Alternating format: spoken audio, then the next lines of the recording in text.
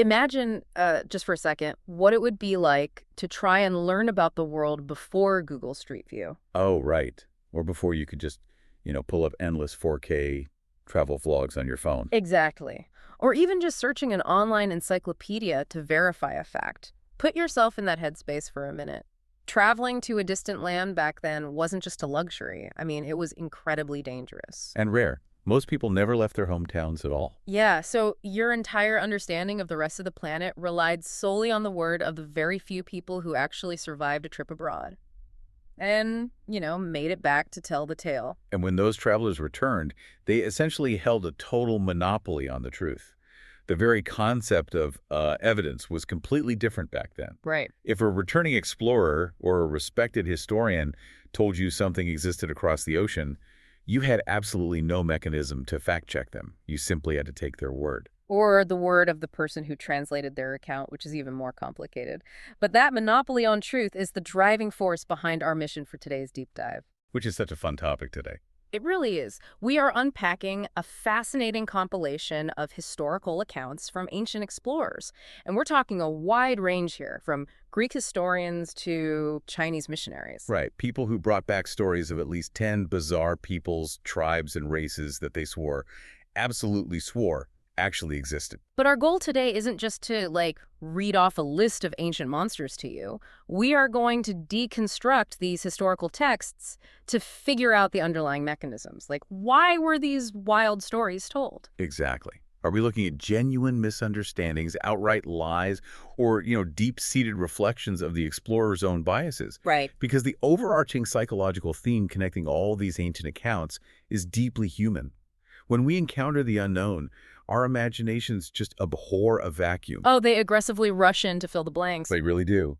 And often those blanks get populated by our deepest fears, our strangest assumptions, or our desperate need to make the unknown fit into our pre-existing worldview.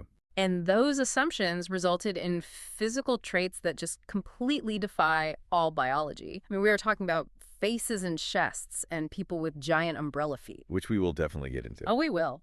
But before we get to the anatomically impossible, we need to examine how this phenomenon started a bit closer to home. Because explorers didn't just invent monsters out of nowhere. No. The most common starting point was weaponizing their own ignorance against people who were just culturally different. Exactly. And the troglodytes are the perfect case study for this. Oh, absolutely. Yeah. Turning your neighbors into something monstrous is a tale as old as time. The Greek historian Herodotus is our main source here. Right, the father of history. Right. But we have to remember, his methods were essentially gathering hearsay and local legends. Yeah, and according to Herodotus, the troglodytes lived on the borderlands between Egypt and Ethiopia. And he noted they were very fast runners, which, if you look at the source material, was literally the only nice thing he had to say about them. Literally the only thing. Yeah. He claims they completely shunned civilization, lived deep inside dark caves, and survived on a diet of only lizards and snakes. Just lizards and snakes. Right. But my absolute favorite detail is the language. He said they didn't know language at all and only communicated in bat-like squeals. And see, that linguistic detail is the key to understanding the mechanism at play here. Herodotus wasn't describing literal bat people. Right. He was documenting an extremely prejudiced view of African natives. If you put yourself in his shoes, or his informant's shoes, you encounter a tribe. Their language utilizes sounds completely unfamiliar to your Greek ears. Like tonal shifts or click consonants, maybe? Exactly. And their diet utilizes local desert wildlife you aren't accustomed to eating.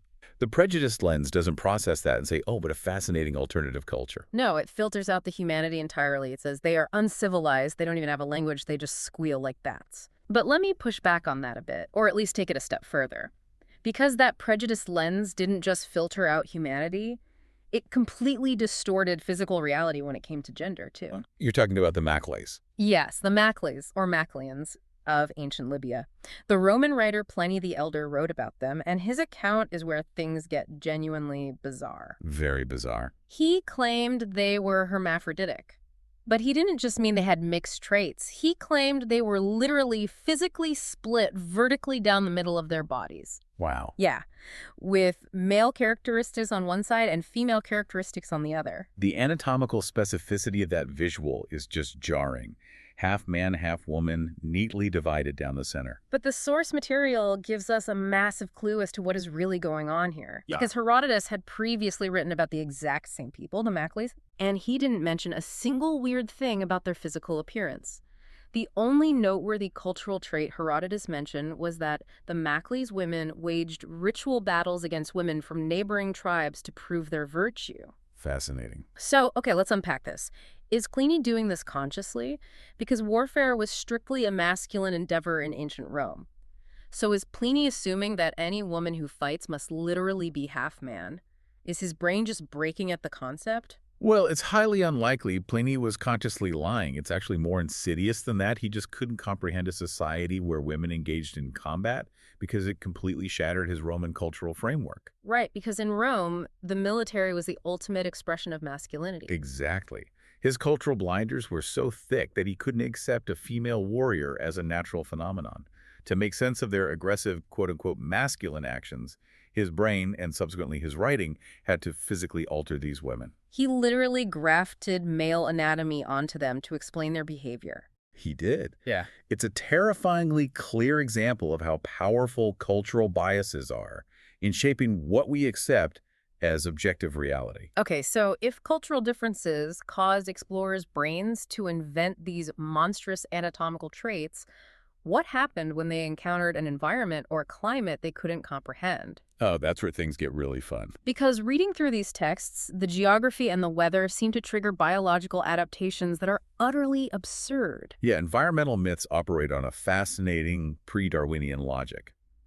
These explorers are trying to explain extreme foreign climates through biological adaptations, but, they're doing it with zero understanding of actual genetics or evolution. The Cyapods, also known as the monopods, are the ultimate example of this. The ancient Greek traveler and physician Statesius claimed he met them during his travels in India. The Cyapods. Yeah, had only one leg, terminating in one absolutely ginormous foot. Just one Bigfoot. Just one. And Statesius swore they were incredibly agile, hopping around so fast that regular two-legged people couldn't catch them. Naturally. But the absolute peak of this myth is what they did when the Indian weather got too hot. Satishi says they would just lie on their backs, stick their one giant leg straight up into the air, and use their massive foot as a makeshift parasol to block the sun. Which is, the visual is hilarious, but the underlying logic is what's truly compelling. How so? Well, Statesius goes to India, or speaks to travelers returning from India, and they experience a sweltering heat that is far more intense than anything back in the Mediterranean.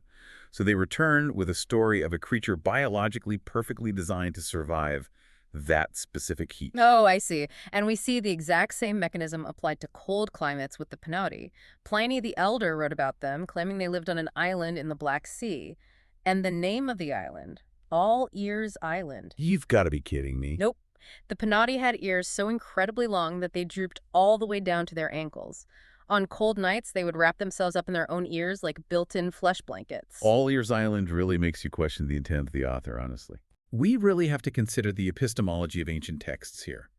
Was Pliny the Elder treating this as rigorous science, or was this ancient infotainment? Right. Looking at accounts like the Panaudi, there's a strong argument that Pliny was essentially just trolling his readers. He was compiling an encyclopedia for the Roman elite, and he knew his audience craved entertaining, fantastical stories from the mysterious edges of the map. He just delivered what the market demanded. Here's where it gets really interesting to me, though. Looking at the Cyapods and the Panaudi, these aren't just biological mistakes. They sound like ancient Marvel superheroes tailored to specific climates. Well, that's a great way to put it. Right. The Cyapods have a built-in biological Swiss Army knife for the heat, and the Panaudi literally have built-in winter coats. That analogy hits the nail on the head. It's an exaggerated mythological version of natural selection. They observed extreme environments and applied a logical fallacy. Like the weather is hyper-extreme, therefore the local people must have morphed into these hyper-specific, super-powered forms to survive it. And to cap off these environmental extremes, we have the Ostomi. The Greek historian Megasthenes claimed they lived near the Ganges estuary in India, and their defining feature was that they had no mouths. None at all. Wow. None. They subsisted entirely on smells. They ate by sniffing fragrant roots, flowers, and fruit. But there was a deadly trade-off. Their noses were so sensitive that a single whiff of a bad smell could kill them instantly. See, the Estomi highlight how ancient thinkers obsessed over the balance of the senses. An entire civilization sustained by aromatherapy, yet completely vulnerable to a bad odor. Yeah. It reflects a fear of invisible forces like miasma or bad air, which they believed caused disease taken to an evolutionary extreme. But that logic immediately hits a wall for me. How so? Well, if I'm an ancient Roman patrician sitting in a bathhouse listening to Pliny tell me about umbrella-footed hopping men or people who eat by smelling apples, my very first question is going to be, cool, show me one. Like, if these incredible people actually existed, why didn't any of these wealthy, sponsored explorers just bring one back to Rome or Greece to prove it? And that is the structural flaw in every one of these tall tales. To get away with these stories, the explorers had to invent brilliant, built-in geographical excuses. Right. They engineered narratives that made it physically impossible for their wealthy patrons to verify the claims. The Aberamon are the textbook example of this tactic. According to Pliny, the Aberamon were a majestic tribe living in a secluded, hidden valley in India. They had 2 legs, but their feet and knees pointed entirely backward. Right. And despite this, they ran at incredible speeds, and they were ferocious fighters who aggressively defended their valley. But here is the most convenient detail ever recorded in ancient history. Here we go. Pliny claimed that the valley had special air. If an Aberamon breathed regular air from anywhere else, they would instantly suffocate. It's just the perfect, unfalsifiable claim. You can't verify the Aberamon yourself because you can't get past their ferocious warriors into the hidden valley. And the explorer can't bring an Aberamon out of the valley to show you because the change in air quality would kill the specimen. So what does this all mean? Pliny is basically using the ancient equivalent of the dog ate my homework. He can't bring an Aberamon to Rome because of the air. How incredibly convenient. Very convenient. Are we to assume these guys were just con artists? Well, some were certainly embellishing for fame or patronage. Geography literally becomes the alibi. By placing these tribes in hostile valleys across treacherous oceans or behind unbreathable air, the storyteller protects themselves from scrutiny. And we see this exact same tactic used across different cultures and eras. Let's jump forward to the year 450 and look at the Chinese missionary Huishan to see that exact tactic in play. He sailed far east into unknown lands. Some modern historians think maybe he reached the Americas or a distant Pacific island, and he came back 40 years later with stories of peaceful, rich kingdoms. But the most bizarre was Neredko. He claimed this was a kingdom entirely made up of women. They had beautiful faces, but their bodies were completely covered in hair, and naturally they would run and hide if they ever saw a man. Which conveniently explains why it's so hard for any other male explorer to find them. Exactly. The details of Neredko are wild. If a woman there wanted a baby, she didn't need a man. She just waded into a specific body of water and waited until she conceived. Wow. Yeah, and they also didn't have nipples. Instead, they grew special hairs on their necks that oozed a kind of juice, and the babies would drink this neck juice for 100 days until they could walk. Notice the storytelling architecture Huishan uses here. It's wildly imaginative, almost hallucinatory. Totally. But look at what he does at the very end of his account. He adds an incredibly grounded, mundane detail about their diet. He notes that once these women grew up, they loved eating pungent, pickled vegetables. Pickled vegetables. After all the magical water babies and neck juice, he throws in pickled vegetables. I mean, I don't understand how that fits. Oh, it fits perfectly if you understand the psychology of deception. Adding a mundane, relatable detail like pickled vegetables suddenly anchors the fantastical story. Oh, I see. It makes the listener think, well, if he's making it up, why would he include something so boring? It's a classic trick to manufacture authenticity. Wow. And just like Pliny's secluded valley, Huishan's ultimate excuse is the sheer distance. I mean, he traveled for 40 years. Neredko is protected by an ocean of travel time, making it virtually impossible for anyone back home to mount an expedition to verify his claims. You would think, though, that as the world modernized, as ships got better and cartography improved, these stories would just fade away. Like, eventually, someone sails to India or Africa, looks around, realizes nobody has umbrella feet or backward knees, and the myths die out. That is the logical assumption. But what is truly staggering about these texts is how deeply these specific myths infected the age of discovery. Really? They didn't fade away. They were treated as established facts that crossed centuries and oceans. Okay, let's track one of these persistent myths. We can start with the Arimaspi. This was a one-eyed, warlike people in Eastern Europe described by the poet Aristides. Very similar to the Greek Cyclops, they had one eye right in the middle of their face, and they were in a state of constant war with their neighbors for some totally unspecified reason. It's the classic trope of the savage, dangerous outsider. Right, and that trope of the savage outsider morphed, but never really vanished. It evolved into perhaps the most persistent myth of all the dog-headed people. The cynocephaly. This myth started with the ancient Greek doctor Lutetius, who placed them somewhere in India or Southeast Asia. Most accounts said they were savage and barbaric. They could understand human speech but couldn't speak themselves, communicating only in barks. Right. Some later accounts upgraded them, saying they had a very rich, respectable kingdom. But the crazy part is that this myth was so ingrained that Marco Polo, centuries later, claimed they actually existed. I mean, Marco Polo, one of the most famous explorers in history, is out there confirming a myth from ancient Greece. But we have to ask how that happens.